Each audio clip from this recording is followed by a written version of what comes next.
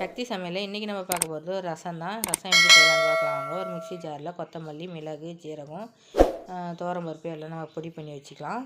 ஒரு கடாய் வச்சுங்க. எண்ணெய் ஊற்றி காஞ்ச மிளகா, கடுகு, வெந்தயம் எல்லாமே சேர்த்துக்குங்க. சேர்த்துட்டு நம்ம ஒரு 3 தக்காளி போல் பேஸ்ட்டாக அரைச்சி வச்சுருக்கேன். அதையும் சேர்த்து கொஞ்சமாக புளி தண்ணி சேர்த்துங்க. ஏன்னா தக்காளி நம்ம கூட போட்டுறதுனால புளி தண்ணி கொஞ்சமாக சேர்த்துங்க. புளிப்பு அதிகமாக இருக்காது, நல்லா டேஸ்ட்டு சூப்பராக இருக்கும்.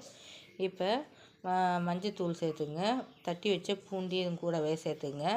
உப்பு சேர்த்து நம்ம மூடி வச்சிடலாம். மூடி லைட்டாக சுற்றி நுர கட்டுற அளவுக்கு இருக்கிற ஸ்டேஜில் நம்ம தட்டி வச்ச மிளகு ஜீரகத்தை சேர்த்து ஒரு கிண்டு கிண்டி கொதிக்க விடாத பொங்கின ஸ்டேஜில் கொத்தமல்லி, கருவேப்பிலை சேர்த்து நம்ம இறக்குனா சூப்பரான சுவையான ரசம் ரெடி ஆகிடும். ஒரு இதேமாதிரி ட்ரை பண்ணி பார்த்துட்டு கமெண்ட் பண்ணுங்கள், சப்ஸ்கிரைப் பண்ணுங்கள், பக்கத்தில் உள்ள பெல் ஐக்கானி டச் பண்ணுங்கள். இதேமாதிரி நீங்கள் சாப்பிட்டிங்கன்னா சூப்பரான டேஸ்ட்டில் நம்ம சாப்பிட்டுக்கிட்டே இருக்கலாம். நீங்கள் ஒரு ட்ரை பண்ணி பார்த்துட்டு